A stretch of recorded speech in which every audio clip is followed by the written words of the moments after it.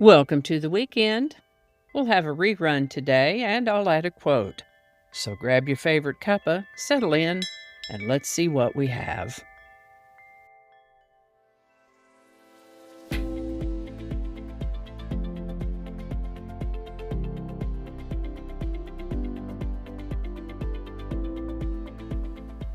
Hi there, and welcome to This Day in History for November 30th.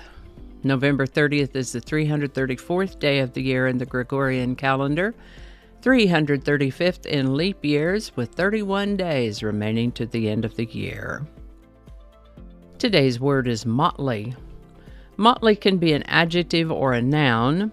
As an adjective, motley might mean variegated in color or made up of many different people or things, such as a motley collection of junk. As a noun, back in the 1300s to 1600s England, one might see a woolen fabric of mixed colors, and such a fabric or a garment made of this fabric would be called a motley. Motley is also the characteristic costume of a professional fool, which leads to another definition as a noun, where motley may mean jester or fool. And finally, as a noun, motley can mean a mixture, especially of incongruous elements, such as a motley of old junk stored in an attic.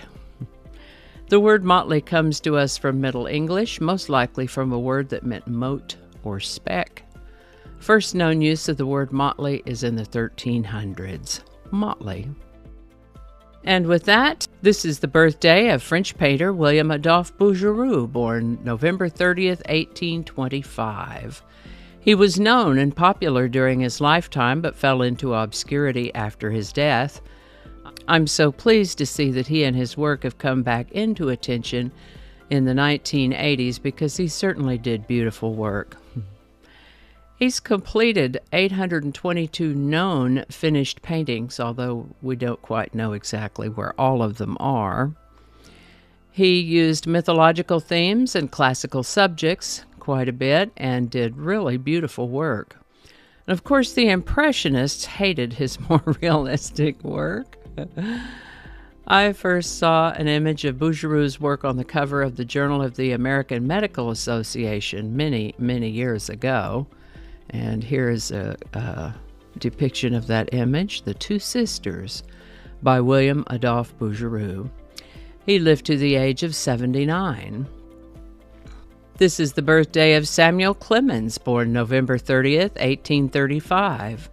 He piloted boats for a couple years until the Civil War halted steamboat traffic, and during his time as a riverboat pilot, he picked up the term Mark Twain, which was a boatman's call, noting that the river was only 2 fathoms deep, the minimum depth for safe navigation.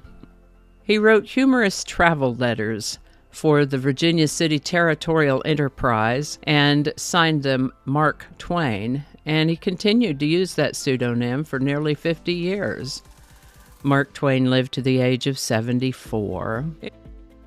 Today's song is Love Child by Diana Ross and the Supremes. This one was number 1 on November 30th, 1968. It was recorded in September of that year and released at the very end of September, and was immediately popular. Sold 500,000 copies in the first week and 2 million copies by the end of the year. Love Child was the Supremes' 11th number 1 single, displaced the Beatles' Hey Jude's 9-week run in that number 1 spot. It enjoyed 2 weeks at number 1. Love Child by Diana Ross and the Supremes, number 1, November 30th, 1968. Link in the description. For today's quote, we have a good one, and it is, "Hardships often prepare ordinary people for an extraordinary destiny." C.S. Lewis. Alrighty, y'all, take care. Be good to each other. I'll see you next time. And a hearty and grateful shout out to these lovely folks who've bought me a coffee. Thank you so much. And if you'd like to add your name to that list, there is a link in the description where you too can buy me a coffee. Alrighty. And I think that's going to do it for us today. Thank you so much for watching. Consider subscribing if you haven't already. Feel free to share this video with a link in your email, messaging, or social media. If you enjoy this series, you can check out the playlists in the description. You can find me on BitChute, Facebook, Odyssey, Rumble, YouTube, and X, as well as on a blog page called No Really. No Really. No Really. Consider following my Day in History page on Facebook if you're on Facebook. I also have a Patreon account now, or you can buy me a coffee. All those links are in the description. Alrighty, that's all I can think of right now. Thanks again, and I'll see you next time.